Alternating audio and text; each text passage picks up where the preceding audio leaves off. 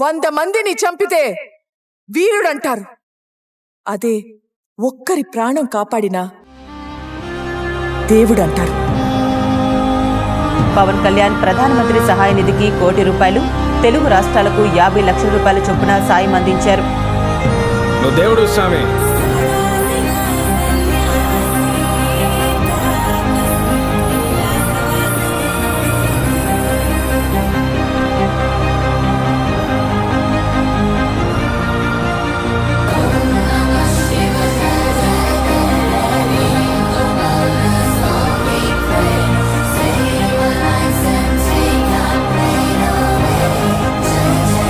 జీవితంలో చాలా చిత్రమైన విషయం ఏమిటంటే మంచి వాళ్లే ఎక్కువ కష్టాలు పడుతూ ఉంటారు. చిత్రమే కాదు, బాధాకరం.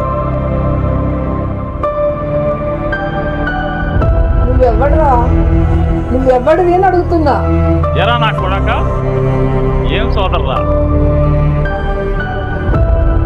పవన్ కళ్యాణ్ సైకో మెతమకి చెప్తున్నా. అయ్యా పీకే, నువ్వు ఏమీ పీకలేవు.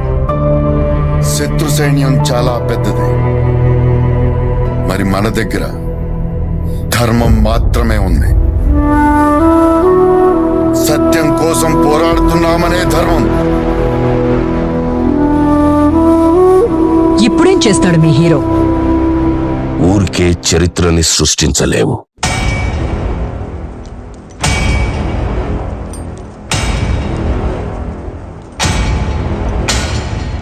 దానికి కావాల్సిందల్లా చిన్న నిప్పురవ. ఫలక్ కా దస్తూర్, ఆ రోజు ఖుదా కా హుకుం కార్చి చంటుకుంది. జనసేన తెలుగుదేశం కలిపి పోటీ చేయబోతున్న ఎన్నికల్లో और एक माँ की दुआ है. గుర్తుపెట్టుకో, అర్థపాతాళానికి తొక్కకపోతే నా పేరు పవన్ కళ్యాణ్ కాదు. के हाथों की लकीरों को भी रुखसत कर నీ పతనం మొదలైంది. रोकने से भी नहीं रुकेगी तुम्हारी ये सल्तनत.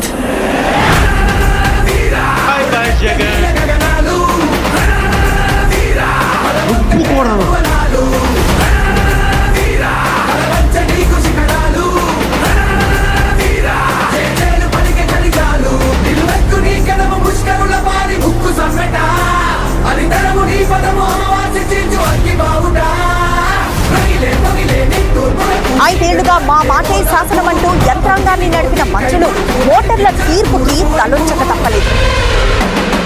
పులితల పవన్ కళ్యాణ్ అనే నేను ప్రజలందరికీ న్యాయం చేకూరుస్తానని దైవ సాక్షిగా ప్రమాణం చేస్తున్నాను.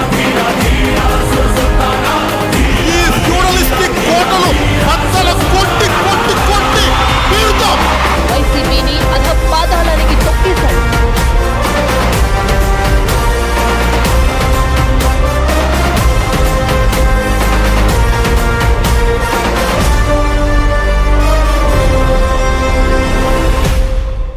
పదేళ్ల క్రితం బాంబేలో వచ్చిన తుఫాన్ గుర్తుందా?